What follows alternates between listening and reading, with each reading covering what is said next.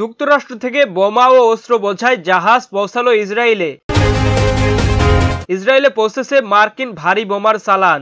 দেশটির প্রতিরক্ষা মন্ত্রী রোববার এ ঘোষণা দিয়েছেন। আমেরিকান জাহাজে করে শনিবার MK-84 ভারী যুদ্ধাস্ত্র ইসরায়েলে পৌঁছায়। যুদ্ধাস্ত্রগুলো ইসরায়েলি বিমান বাহিনীর ঘাঁটিতে স্থানান্তর করা হয়েছে।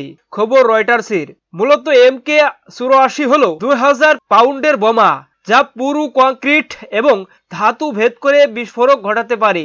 গাজা উপত্যকায় ঘনবসতিপূর্ণ এলাকা ইসরায়েল এসব বোমা ব্যবহার করতে পারে।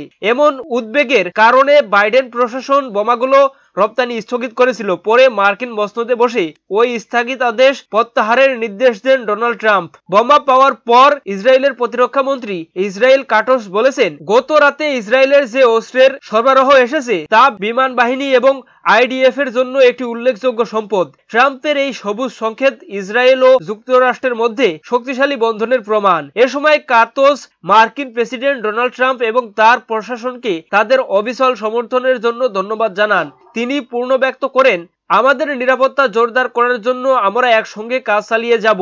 ইসরায়েল প্রতিরক্ষা মন্ত্রণালয় IDF বাহিনীর জন্য যুদ্ধাস্ত্র সংগ্রহ এবং পরিবহনের জন্য তাদের চলমান প্রচেষ্টা চালিয়ে যাচ্ছে।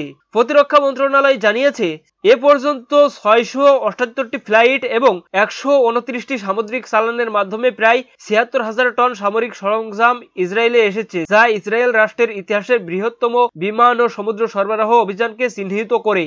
প্রসঙ্গত, বাইডেন প্রশাসন শেষ মুহূর্তে এসে ইসরায়েলের এই যুদ্ধাস্ত্রের চালান স্থগিত করেছিল। শপথ নেওয়ার পর গত 25 জানুয়ারি মার্কিন প্রেসিডেন্ট ডোনাল্ড ট্রাম্প চালানগুলো পুনরায় চালু করেন। তখন নিজের ট্রুথ সোশ্যালে কোনো বিস্তারিত উল্লেখ না করে ট্রাম্প লেখেন, এমন অনেক জিনিস যা ইসরায়েল চেয়েছিল, অর্থ দিয়েছিল, কিন্তু বাইডেন সরবরাহ করেনি, সেগুলো এখন পথে রয়েছে। দর্শক, এই ছিল আজকের সর্বশেষ আপডেট নিউজ। সকল প্রকার আপডেট নিউজ সবার আগে পেতে আমাদের চ্যানেলটি সাবস্ক্রাইব করে পাশে থাকুন। ধন্যবাদ সবাইকে। আল্লাহ হাফিজ।